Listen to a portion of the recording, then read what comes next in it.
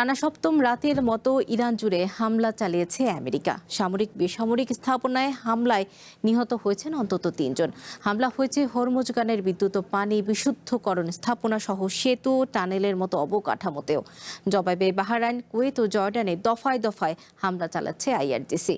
সম্ভাব্য বড় ধরনের সংঘাতের প্রস্তুতি হিসেবে ইসরায়েলে আরও যুদ্ধবিমানের জ্বালানি ট্যাঙ্কার পাঠাচ্ছে ওয়াশিংটন।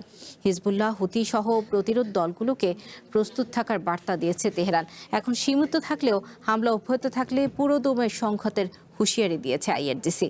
হামলা অব্যাহত রেখে আর আলোচনায় বসার সুযোগ নেই বলেও জানিয়েছে তেহরান। নির্মাণে নাম্বার 1 শাহ সিমেন্ট। সপ্তম রাতেও ইরান জুড়ে আমেরিকার হামলায় আগুন আর বিস্ফোরণের ঘটনা ঘটেছে।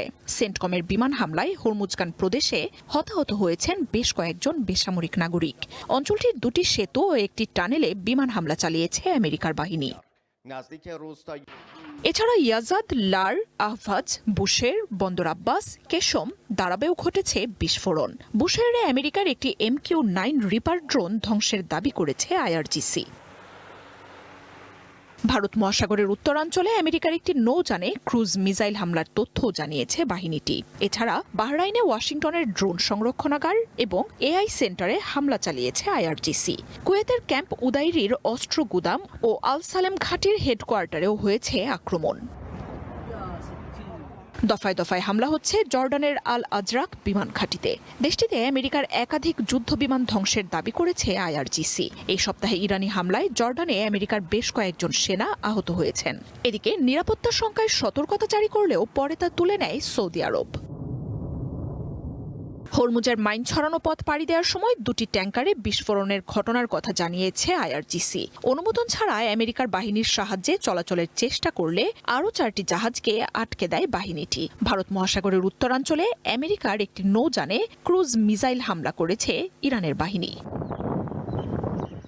নতুন করে আমেরিকা হামলা শুরুর পরই সমঝোতা চুক্তিকে মৃত বলে ধরে নেওয়া হয়েছে, এমন বার্তা দিয়েছেন আইআরজিসির কমান্ডার মোহসেন রেজাই। হামলা অব্যাহত থাকলে পুরোদমের সংঘাতে যাওয়ার ঘোষণা দিয়েছেন সর্বোচ্চ নেতা মুজতবা খামেনির এই উপদেষ্টা। এদিকে ইরানের বেসামরিক স্থাপনায় হামলার নিন্দা জানিয়েছেন জাতিসংঘ মহাসচিব অ্যান্টোনিও গুতেরেস। যদিও ইসরায়েলে আরও অতিরিক্ত যুদ্ধবিমানের জ্বালানিবাহী ট্যাঙ্কার পাঠাচ্ছেন প্রেসিডেন্ট ট্রাম্প। এতে সামনের দিনগুলোতে ইরানে আরও জোরালো হামলার আশঙ্কা করা হচ্ছে। ইসরায়েলি গণমাধ্যমগুলো বলছে, বড় ধরনের সংঘাতের শঙ্কায় হিজবুল্লাহ সহ প্রতিরোধ দলগুলোকে প্রস্তুত থাকার বার্তা দিয়েছে তেহরানও। মার্জিয়া উপমা, ওয়ান ইন্টারন্যাশনাল ডেস্ক।